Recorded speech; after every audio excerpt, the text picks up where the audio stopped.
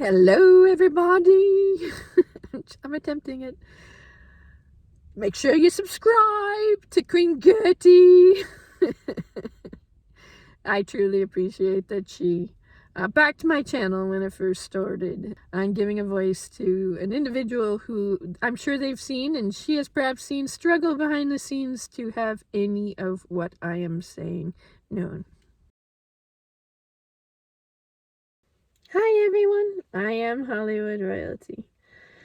So one of you had a question for me about pitching a film idea or television to a producer, and experience I've had with this. Yes, I have some experience with this.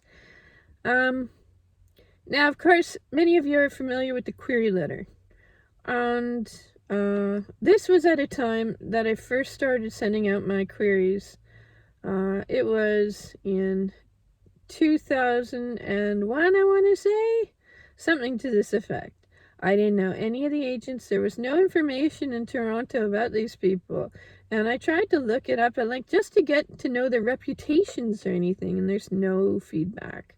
So it was really blind what I was doing. And I bought the Hollywood directory. It was a directory back then. It was very expensive back then, an actual book directory you had to buy. And there was a store called Theater Books that had all the different plays and things like that, and that's a really good place to start if you're just starting off. There are several different guides to pitching, and they actually are pretty good guides, hopefully still in print and updated. And so I had taken one agent's name per agency, and I wrote not even, it was just a few paragraphs. And one of the agents I wrote to, they didn't know who he was, but when I saw the name, I went, something a little familiar about him. And it was Brian Lord. And people in film were going, Brian Lord, he's one of the biggest agents in the world. And but I didn't know that. So I sent it to him, and then I got a call back from his assistant saying, Brian would like to see your material. And I was like, well, I got a call back from an agent. I have no idea who this guy is, but his name is Lord. So I don't know what to make of it. So I looked him up, and he was Carrie Fisher's husband. You know, Princess Leia. I'm going, oh, it's her husband. And then I looked up a bit more, and he was Madonna's agent. And she had named her kid for this man. I'm going, that's pretty significant. I don't know what's going on. Who is he? I don't know anything. And my life, it was just, at that point, you know, this was still pretty fresh with Dodie and apprenticing with him, and then Diana with the accident with Dodie, and I was going through this monster situation with this person who's, there was one whose name was similar to Weinstein, another whose name is pretty well Rayner, another one whose name is pretty well Merkel. And it's just, it's pretty astounding, because you'll see these themes in the names of the people who, and these are all in Toronto, and these are the themes of the people who Megan was connecting with after. We'll get into this another time, but I don't think it's a coincidence. So, I had broken away from this group is the point. And I was in Montreal for a little while, and then I finally got to Los Angeles and was seeing into these agents. And I got a release from Brian Lord, from CAA, saying to sign off on some things were in it that I did not like at all. And Kay Callum, she's one of the people who writes these directories. And she plays Clark's adopted mother. She plays Mrs. Kent, Martha Kent, in the series. So I decided I'll try to talk to Kay. So I was at French's bookstore, which is their version of Theater Books in Los Angeles, all the theater plays and everything in it. And I was talking with the owner, and I said, I really want to talk to Kay Callum. He said, actually, I know her. And I said, really? And I said, I'm going to ask her about this release form. I just don't know if I should be signing this thing. And I talked to her because I said, in your book, you say, just sign it. no matter what's in it. But I'm like nervous because I don't know if it's going to be bad news for me. It said something like, if you're, I allow any other person who's with CAA, that may have similar works to my own, to not hold them, responsible for using said material. I went, no, no, no, no, no, no, no, no, no, no, no, no, no, no. Yeah, if you try to rip off my work, I'm gonna get pretty angry. So I said I don't want to sign. She said, well, it's a really big agent. It's your call with it, but it could be really good for you. And I said, yeah, but did you ever see one of these? Like, why do you say, just sign it? Just sign it. Like, I guess other people have had the same problem, where they're just looking at it going, that's not a good contract. And it's not. That's ridiculous to ask of you. They want you to sign away everything when you're with them. And they're like the top agency in the world. Steven Spielberg level. He represents Oliver Stone. Could alter my entire life, but this is Diana's life on the line in part. My own life, my daughter's life on the line. And I'm going, that's just not good enough, to come back and bring this back to me this way. So I wasn't signing it. And I had no money in LA, yet once more, no money. And I would meet people and I'd ask them, have you had any experience with CA? And they said, like, Brian Lord wants to rep you? And I'm like, yeah. And they're like, who are you? And I'm like, I'm not nobody. I don't know no one. And they go, no, you are someone. You don't know who you are yet. But you are someone, so you know. And I'm like, I wish I could tell you, but I can't. And I didn't know for sure back then. It took like forever to figure it all out, what I've been going through. But so we're trying to get to pitching, even just getting to pitching it. So then I was still not, because he was representing Natalie Portman. He was married to Carrie Fisher. His name is Lord. I'm like, does he think does he relate himself to like Lord Vader or something? And he's collecting people, women who are princesses and stuff. I don't know what's going on here. So I was a little uncomfortable with it and still seeing into it. So there was Beverly Hills Lawyers Luncheon that I decided to go to. And had no money, but I was going to go to it because perhaps I could get some free legal advisement. And keep in mind, I said this in a previous video, if my grandpapa is King Edward VIII, then I would have been the next in line for the throne right now, to be queen. Yeah. So there, people who know my background know this from this point of view. And surely Star Wars people, this is the group that Dodie brought me to initially, was Star Wars. So he told them about my background. They already knew who I was, but I didn't know just yet. And I guess this entire story will come full circle in a small bit. So I sat at this luncheon. They had this space up front. I could sit at this table. And this woman was beside me, and we introduced ourselves on either side, and we're talking. And she said, well, why are you here? Are you a lawyer? I said, no, I am. I told her about the situation with this release form. I just want a straight answer, but I have no money for a lawyer. She said, well, my brother is a vice president of William Morris. That's the other rival big. There are two massive agencies that rival one another. William Morris Endeavor, now it's called, and CAA. So I'm talking to the VP of William Morris Endeavor's sister. And she said, I'm sure my brother would want to know why Brian Lord's so interested in you. If you bring it by my office, I could take a look at it and then relay it to my brother to see. And I'm going, oh, sure, that would be great. She said, then you wouldn't have to sign the release form. And I said, that's perfect. That's so sweet of you. That just solves everything. No, no, it doesn't. So things like this kept occurring when I was in Los Angeles. It was the biggest, everything exploded when I arrived in LA.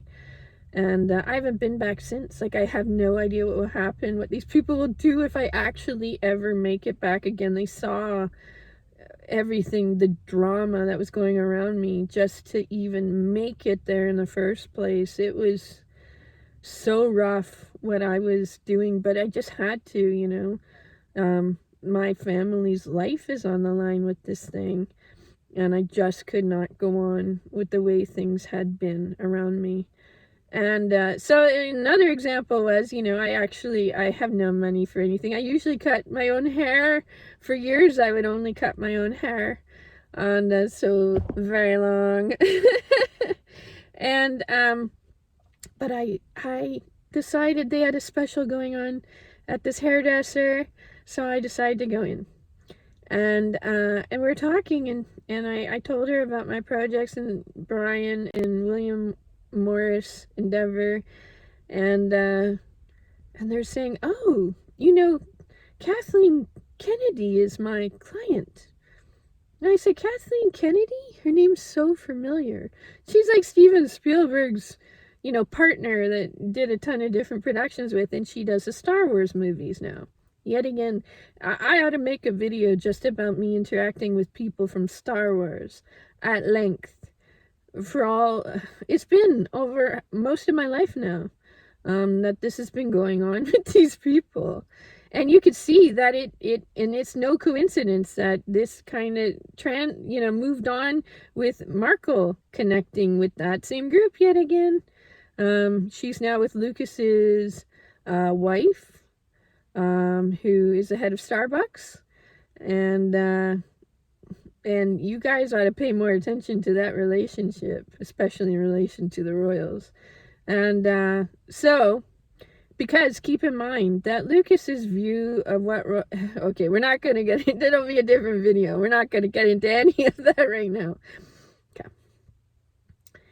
So she said, because she knew I had a problem with this release form and everything, she said, well, I bet Kathleen would want to see your work. Why don't you print it up and then just drop it off here, and the next time she comes in for a haircut, I'll just give it to her.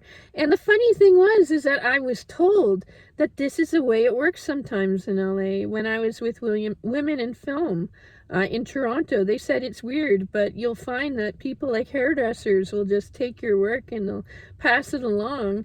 And then here I am talking to one, and it's this precise scenario. And so I did. I printed it and I dropped it off. And this led to all of this pitching the idea of Rey for Star Wars. And that obviously got made. Now, who is Rey? Oh gosh, that's a loaded question. It does represent me.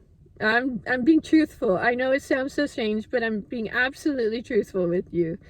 Well, because I had been in an Academy for the Gifted program. And we're not going to get into that story. It's going to take a long time to explain. But because of it, and because of the X-Men comics, for the longest time as I was growing up, people related me with like a Jean Grey, Hope Summers, kind of Phoenix identity. Quite a bit, actually. And there are reasons for this, and we'll get into this another time. But because of my life experience with this, what I argued was, and I wrote this, I talked about it on film sets behind the scenes for years. And I said, Jean Grey is a Jedi. And she is. And they go, what are you talking about? And I eventually, when I was working on Once Upon a Time, I just said, I'm so fed up with this. I know that Disney just bought the rights for Star Wars. I'm just going to pitch it to the producers of Once Upon a Time to have Jean Grey come in and as Jedi. And I argued, okay, I don't know if you people have seen these movies at all. So I'll just briefly describe these scenes. There's a scene in Star Wars, the old Star Wars, the original Star Wars group, where you have Luke and Yoda in there in the swamp. And So there's water, and there's this X-wing fighter, right? X-wing fighter. That's the ship that they crashed in when they first arrived. He first arrived in Dagobah system and met up with Yoda. So Yoda's training him to be a Jedi. He's in Jedi school, essentially. And there's this part where the ship starts to go under the water. And Yoda's like, he's got to save it. And this is going to complete his training if he saves this X-wing fighter. So to get him and his master out of the situation, he's got to raise this, got to levitate it out of the water into the sky. And he goes to do it. And he cannot do it. And Yoda says, try, do or do not, but there is no try. And he says, I can't believe it, because Yoda does this thing, and it's starting to come up, and they're going, oh, wow, he's doing it. And it's going over, and then it lands so perfectly, and he goes, I can't believe it. And he goes, that is why you failed. So mean. But it is what he had to say about it, right? So I wrote this in this pitch letter.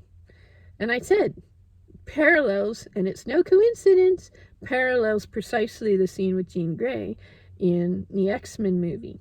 So you have the X-Jet that is at Alkaline Lake, and the water is starting to come along, and in her, she's still she's an instructor, but she's still in training with Xavier, who's on the ship, and the water's coming in. It's about to hit the X-Jet and put it asunder and drown everyone, and she goes psh, and parts the water like Moses in front of the ship, and then she starts to levitate it out of the water so that they can go to freedom, and she sends it away, but then the waters come over her, and that's when she becomes part of the Phoenix Force. And I argued that Jean Grey actually, at that point, when she sent away the school successfully to their safety, she graduated from the school as a Jedi. And that's why the Phoenix Force follows her. And she's a Grey, because she balances the light and the dark that are these themes in Star Wars so perfectly.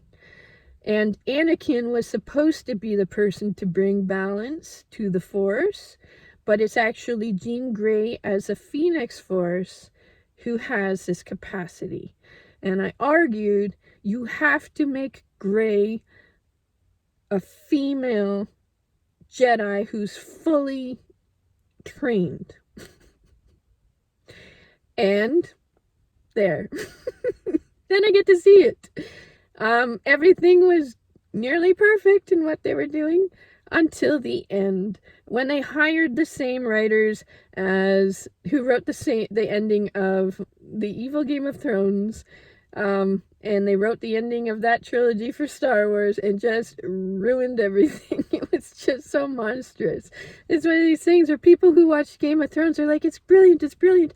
No, what have you done? Because you can call them Doomsday or whatever you want to call them, but they come in at the very end and just wreck the place. And it was a real shame to see, because it came so close to being brilliant. But I then pitched another series of 3 more films to a few people in Lucasfilm, and Kathleen Kennedy, who I have her email, to correct what they did in that monstrosity. And it actually is an absolutely brilliant storyline. And as I said, I was suspecting that H.G. Tudor may be one of these people I had met who is in film and knows Lucas and is a friend of Lucas. And you'll hear him. He has like a H.G. Tudor does Darth Vader's voice, and he'll make references like Star Wars Lego and things like this once in a while in his videos. But what H.G. seems to do is he will, acquire character traits from different people to throw you off with his facade management. And so you try to pin it down and you go, Yeah, but he told you himself he doesn't tell you the truth hardly ever to get what he wants. So I could be right. I could be way off, or I could be completely right. So, yeah. Um, so that was fun. And so I mentioned it to him as well. I brought that to the guy who I think may be HG, and Kathleen Kennedy, and one of the VPs at Disney, and hopefully they'll do it. This occurs sometimes behind the scenes on these film sets. Like, I've affected a lot of the creative, and more so inspired. I don't want some people to think that I tell them what to do. A lot of the times there's just a lot of love that somebody, I don't even know who it was, but obviously someone has a good deal of affection towards me. They've met me on a set or the like, and just want to be a part of what I'm creating. And I know they'll just reference me in a film or something, and it's really sweet, and just heartful, because I sorely require it. I'm fighting a mountain. I really am. I'm fighting a mountain to get all of my information to the public about Diana. I'm in a situation where I can't just say it. Because if I say it and it doesn't go anywhere, then I can't even get published anymore for a book.